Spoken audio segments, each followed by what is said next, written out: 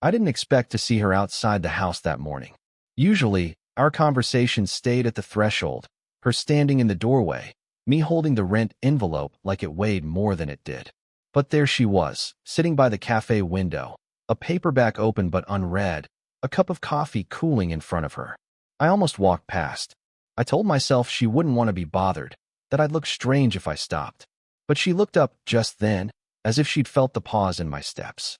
"Oh," she said, folding the napkin she'd been smoothing flat with her palm. "You're up early." I nodded, unsure if I should step closer. Couldn't sleep. Thought I'd get some reading done. She gestured to the seat across from her, almost like it was automatic. I sat before I could decide against it. For a while, the silence between us carried more weight than the words. She flicked her eyes toward my book, then back to her cup. I noticed her fingers brushing the rim of the mug, circling it like she was tracing something unsaid. "You're not really reading," I said. That startled her into a laugh. Quick, soft, almost guilty. "No, not really." I told myself I was only being observant, not interested. But the truth is, I noticed everything. The way she tucked a strand of hair behind her ear only to let it fall forward again. The hesitation before she spoke, like she was weighing whether I was the right person to share a thought with. We talked about nothing at first. The weather that wouldn't make up its mind. The new bakery down the street.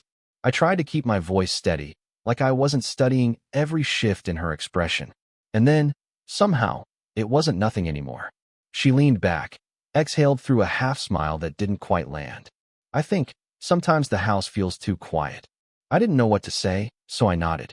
My thumb tapped against my book without me realizing it. She glanced at me. "Do you ever feel that? Like the silence is too much?" My answer caught in my throat. Because the night before, I'd stared at my phone far too long, fingers hovering over a message I never sent. Just a simple "you up?" to no one in particular. I closed the screen instead. "Yeah," I said finally. More than I'd like to admit. Something softened in her then, though she didn't look at me directly. Instead, she folded her napkin again, a small square now, neat but unnecessary. We stayed in that quiet for a while, not uncomfortable, just heavier than I expected. I found myself wondering if she was as aware of the space between our hands on the table as I was. The waitress refilled her cup, and she barely touched it. "I should let you read," she said eventually, voice low, almost reluctant. I shook my head. "It's fine. I wasn't really reading either." Her smile this time was gentler, but it ended too soon. She gathered her things, smoothing her coat sleeve as if to delay the moment of leaving. Outside the window, the street was brighter now. People passing, a bus pulling up. Normal life moving forward while ours felt suspended. She stood, adjusted the strap of her bag. "Well, thanks for keeping me company." I nodded, though I wanted to say more. "Anything more?"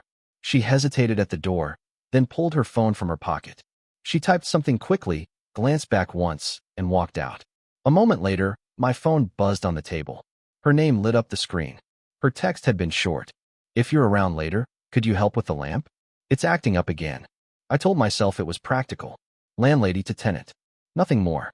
Still, I caught myself reading it twice before replying with a simple "sure." By late afternoon, I was standing in her living room, lamp half dismantled on the floor. She'd made tea. 2 cups, though she never asked if I wanted one. It was just there, waiting, steam curling between us. "You ever do this kind of thing before?" she asked, crouching beside me. "Not really," I admitted. "But YouTube makes everyone an expert for at least 10 minutes. She smiled, a small crease near her eyes. Fair enough. The lamp gave me an excuse to focus on wires and screws instead of her. But I could feel her close, the way she leaned slightly forward, her hair brushing her cheek. She wasn't doing anything unusual, yet it made me hyper-aware of every small sound. The tick of the wall clock, the soft clink when she set her cup down. "You know," she said after a pause, "I bought this lamp when I moved in after the divorce. It made the place feel less empty." I glanced at her, surprised by the sudden honesty. She didn't meet my eyes. Instead, she ran a finger along the edge of the table, tracing the wood grain. "I didn't know," I said softly. Not something I usually mention. Her voice was light, but the air wasn't. I nodded, fumbling with the wires. I thought of my own apartment upstairs, bare walls, a mattress on the floor, half-filled bookshelves. I thought of how often I scrolled late at night, not looking for anything, just trying not to feel alone. Maybe that's why her words sat heavy in me, because they sounded too familiar. Sometimes, I said carefully, I imagine someone else in the room, just to fill the space.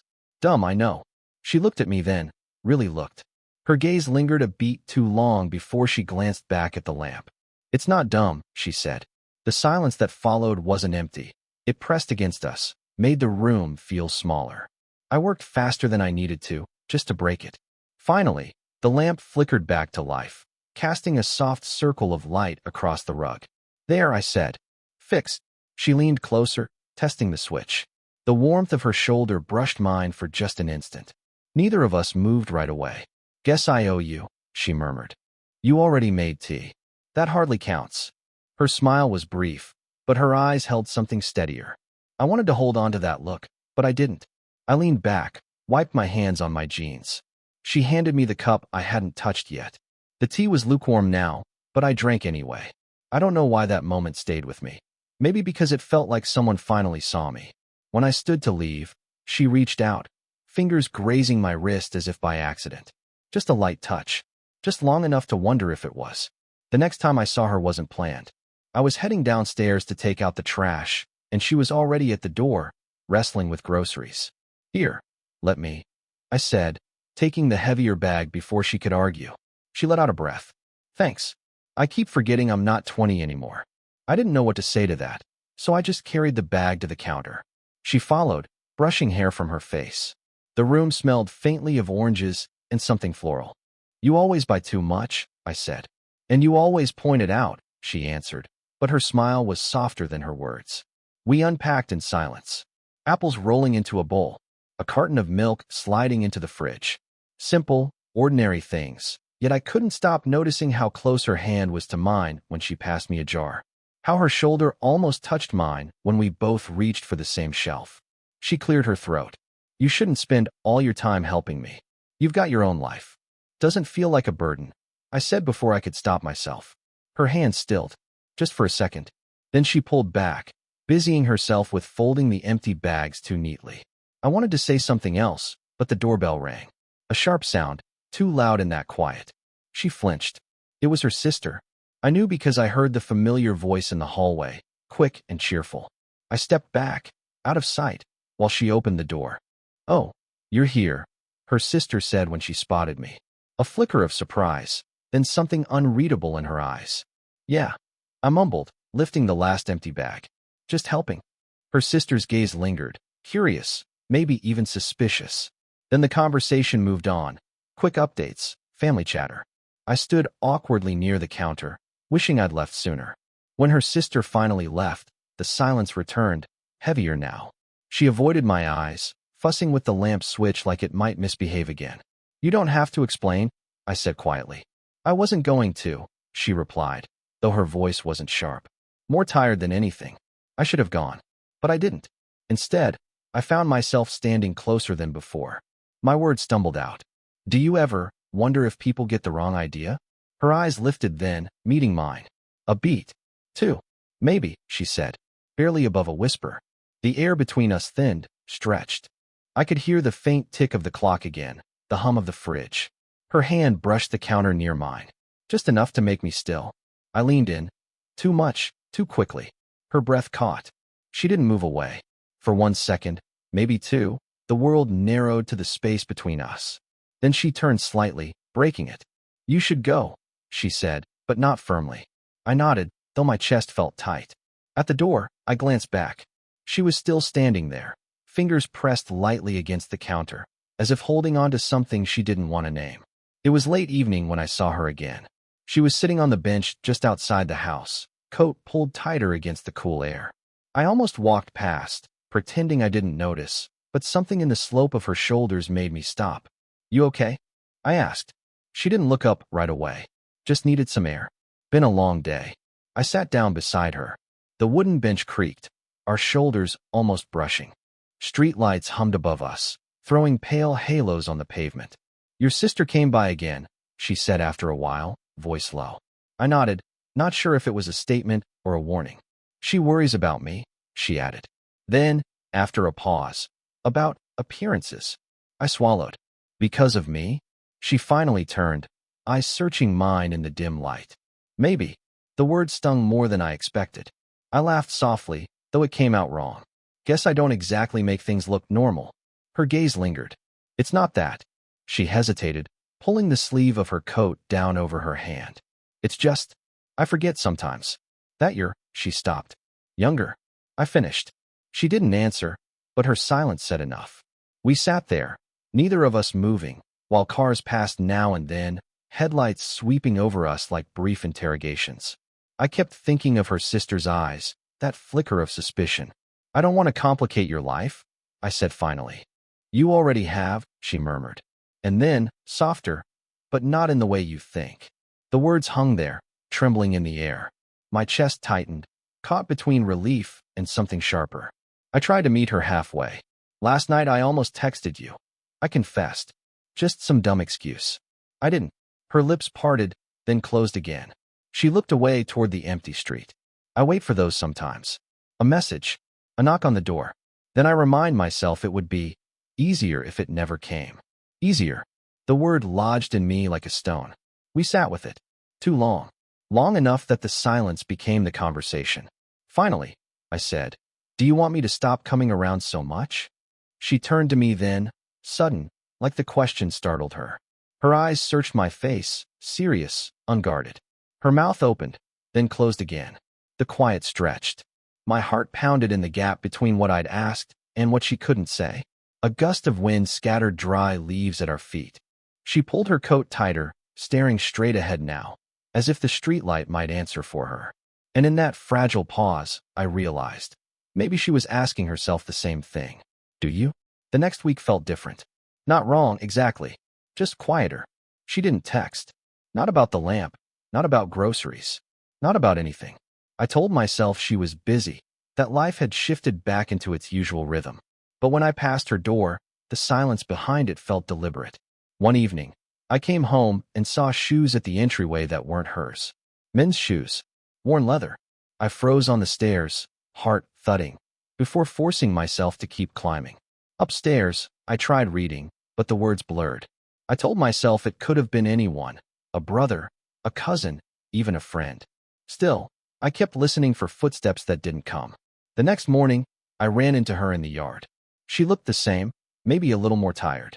She smiled, but it was thin, quick, like she had somewhere to be. Morning, I said. Morning. She shifted the strap of her bag on her shoulder, eyes darting past me. I'm heading out. Long day ahead. I nodded. She walked off. No pause, no small talk, no invitation. That night, I hovered over my phone, typing her name into a message box. Everything okay? I wrote, then erased it. Wrote again. Did I do something? Deleted that too. In the end, the screen stayed blank. A few days later, she left a note by my door. Just practical words. Rent due by the 5th. Thanks.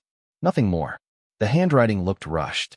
It was ridiculous, how much space that small piece of paper took up in me. I started staying out longer, spending hours at the bookstore, walking streets I didn't need to walk. Anything to avoid being in the same house, where the walls felt like they were holding their breath. One afternoon, I came back and saw her on the porch. She was talking quietly to a boy, maybe 16, maybe 17. He looked like her. The same dark eyes, the same slope of the jaw. Her son. I realized then I'd never asked. She'd never told me. They both saw me at the same time. She gave a small wave, polite, nothing more. He just looked unreadable before following her inside. That night, I sat by my window, watching the glow of her lamp through the curtains, wondering if it was the same lamp I'd fixed, wondering if she thought of me at all. My phone sat on the desk, screen lit up with nothing. My fingers hovered, typed, erased, typed again. Finally, I locked it and pushed it face down. I didn't feel heartbroken. I felt paused, like life forgot to finish the sentence. The next morning, her bench outside was empty, and so was the space between us. It was raining the night it finally broke. Not hard, just steady, a quiet drumming against the roof that made everything else sound sharper. I came downstairs to find her in the kitchen, standing barefoot on the tile, holding a mug of tea she hadn't touched. The lamp above the sink threw a warm circle of light, everything outside of it soft and dim. She looked up when I stepped in. No smile, just tired eyes. Couldn't sleep either? I asked. She shook her head. Rain always keeps me awake. Her voice was low, worn at the edges. I hesitated, then sat at the table. The air smelled faintly of chamomile. For a moment, all I could hear was the clock ticking, her soft breath, the rain. I saw your son, I said finally. The other day. Her hand tightened on the mug. She nodded, not surprised. He's complicated. Things between us are complicated. I wanted to ask more, but the word stuck. Instead, I stared at the wood grain of the table, tracing invisible lines with my thumb. She set the mug down. You're probably wondering what I'm doing. Letting you fix my lamp. Drinking tea with you. Sitting here now. I looked up, met her eyes. I'm not wondering. Her lips pressed into a thin line. But you should. The silence stretched. I felt the weight of it in my chest. Finally, I said, I don't know what this is. I just know I don't want it to disappear. Her shoulders dropped, like she'd been holding that tension for weeks. She leaned against the counter, hands flat on the surface behind her. You're too young, she said quietly. I'm too everything else. Divorced. Tired. Messy. I almost laughed, but it caught in my throat. So what? She blinked, as if I'd asked something impossible. The rain kept falling, steady, unbothered. I could hear the pipes humming, the house shifting with the night. I can't promise you anything, she whispered. I didn't ask for anything, I said. Just this. Just being here. Her eyes softened, and for a moment, she didn't move. Then, slowly, she came closer, crossing the small space between us. She sat at the table across from me, elbows on the wood, face close enough that I could see the faint freckles on her cheek. Neither of us spoke. We didn't need to. Her hand brushed mine, tentative at first, then resting there. A quiet wait. A simple human touch that felt louder than anything we could have said. I exhaled, long and unsteady. She looked at me for a moment longer, then gave the smallest smile. Not relief, not certainty. Just okay. Okay, she said softly. And somehow it was. Time didn't change overnight. It never does. But mornings shifted.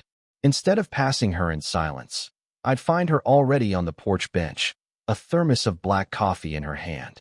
She'd nod toward the spot beside her, and I'd sit, our shoulders close but not touching, watching the street wake up at 8:47 a.m. The buses, the kids with backpacks too big for them, the man in the blue jacket who jogged past every day. Ordinary things that became ours because we noticed them together. Her son came by less often. When he did, he nodded at me now, cautious but not hostile. She never explained what she told him, and I never asked. It didn't feel like a secret anymore, just something that didn't need naming. The kitchen grew into its own kind of rhythm. Sometimes I'd come down and find her already making tea, leaving the mug on the counter for me without a word. Other nights, it was me waiting, pouring water into the kettle before she came in. We didn't talk about loneliness anymore, but the quiet between us had changed. Not sharp, not heavy. Full, like a room you don't want to leave. One evening, weeks later, we walked back from the bookstore together. It had started raining again, the same slow, steady kind as before. She pulled her coat tighter, glanced at me with that half-smile I'd learned to read. You'll get soaked, she said. So will you. We didn't run. We just walked slower, as if dragging the moment out. By the time we reached the house, we were damp, hair plastered, laughing under our breath like kids who'd gotten away with something small. Inside, she set the kettle on. I leaned against the counter, water dripping from my sleeve. She looked at me, shaking her head, but smiling still. It wasn't a declaration, not a confession, just the simple truth of standing there together, neither of us reaching for the door. That night, I realized we hadn't talked about what this is in weeks. We didn't need to. It had already folded into the fabric of our days, the bench, the tea, the lamp that still worked. I caught her hand briefly as she passed me a towel. She didn't pull away, just let it rest there for a moment, her thumb brushing lightly against mine before slipping free. Later, as I sat by the window in my upstairs room, I saw her lamp glow faintly through the curtains. Same as before, except this time, it didn't feel like distance. It felt like a sign. I don't know if love ever arrives with a crash. Maybe sometimes it just settles, like steam rising from a cup of tea gone warm, like rain easing off the roof at night. Whatever it is, whatever we are, it stayed. And I think that's enough.